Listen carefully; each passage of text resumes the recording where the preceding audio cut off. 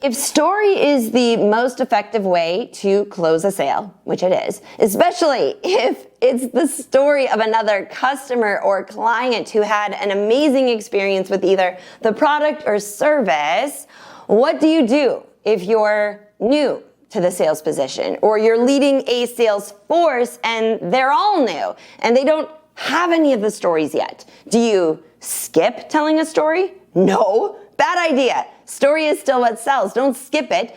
Do you make up a story? Talk about a hypothetical situation? No, hypotheticals are just that, hypothetical. The potential buyer will see through it and know that just as a great experience hypothetically could happen, it also hypothetically could not. It could hypothetically be a huge waste of money.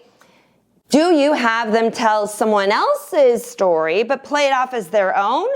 You're getting closer. If you are the leader of the sales team and have a bunch of experience and stories of your own, or if there are other sales reps on the team with stories, there is absolutely nothing wrong with a newbie telling those stories, however.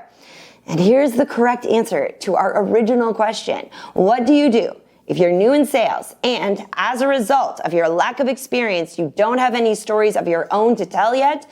Tell someone else's story, yes, but don't claim it as your own. Instead, say, I'll never forget the day my colleague told me about her client who was facing a challenge almost identical to yours. And then tell that story.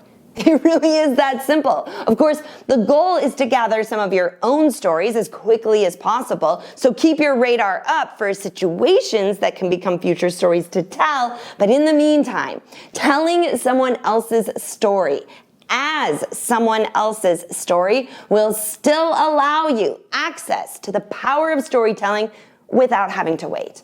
All right, that's all for now. If you know someone in sales, go ahead, pass this message on so they can start telling more stories too.